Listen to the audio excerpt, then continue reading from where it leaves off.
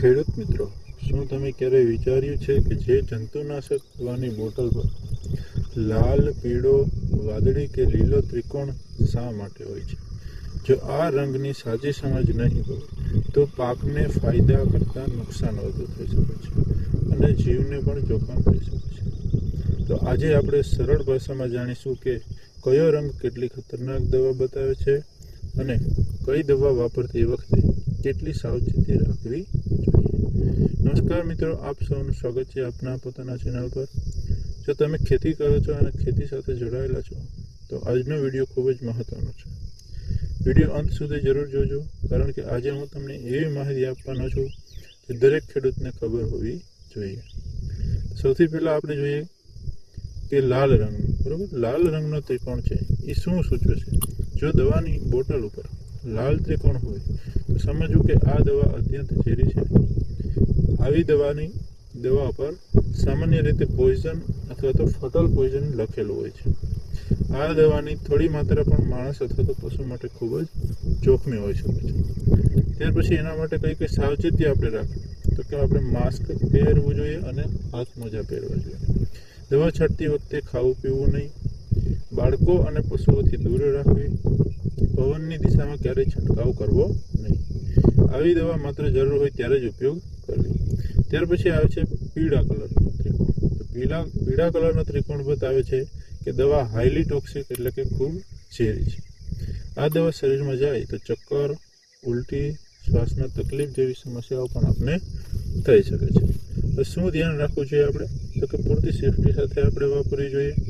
દવા મિક્સ કરતી વખતે હાથથી સ્પર્શ અડવાનું ટાળવું જોઈએ અને છંટકાવ પછી તરત જ સ્નાન કરવું જોઈએ.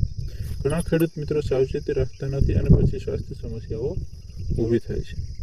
ત્યાર પછી આ છે વાદળી રંગનો અર્થ થાય છે મોડરેટલી ટોક્સિક, એટલે કે આ દવા સામાન્ય રીતે મધ્યમ પ્રકારનું ખતરનાક હોઈ શકે છે. જો યોગ્ય માત્રામાં અને સાવચેતી સાથે ઉપયોગ કરવામાં આવે તો જોખમ ઓછું થઈ શકે છે.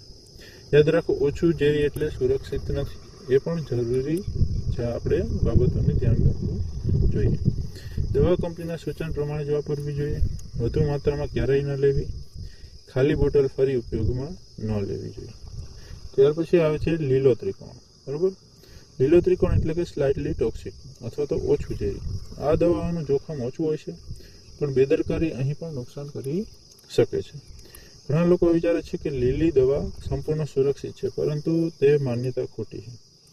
તો કઈ સાવચેતી રાખવી જોઈએ? તો કે છંટકાવ પછી હાથ ધોવા, ખાલી પેકેટ ખેતરમાં ન ફેંકવા અને યોગ્ય માત્રામાં જ ઉપયોગ કરવા જોઈએ. ખેડૂત ઘણીવાર આ ભૂલો કરે છે, જેવા કે અંદાજે દવા મિક્સ કરવાની, સેફટી વગર છંટકાવ કરવું, વધુ દવા અને વધુ ઉત્પાદન એવું માની લેવું, એ પણ એક ખોટી માન્યતા. ખાલી બોટલ પાણી માટે વાપરવી, એ પણ એક જીવલેણ હોઈ શકે છે. આ ભૂલો તમને જીવના જોખમથી બચાવી શકે. પછી ઝેરની અસર થાય તો શું કરવું આપણે? જો દવા શરીર પર પડે અથવા ગભરાટ, ચક્કર, ઉલટી જેવી સમસ્યાઓ થાય તો તરત દર્દીને ખુલ્લી હવામાં લઈ જવા, શરીર પાણીથી ધોઈ નાખવું, તરત નજીકના ડૉક્ટર પાસે જવું અથવા દવાની બોટલ સાથે લઈ જવી. મિત્રો, જંતુનાશક દવા પાકને બચાવે છે, પરંતુ સાચી માહિતી વગર તેનો ઉપયોગ જીવ માટે જોખમ બની શકે છે. એટલે દવા ખરીદતા પહેલાં તેના પરનો ત્રિકોણ જરૂર જુઓ અને સમજદારીથી ઉપયોગ કરો. જો વિડીયો ઉપયોગી લાગ્યો હોય તો વિડીયોને લાઇક અને શેર કરો અને ચેનલને સબસ્ક્રાઈબ કરવાનું ભૂલતા નહીં. કમેન્ટમાં જરૂર લખજો કે તમે કયો રંગ પહેલાંથી જાણતા હતા.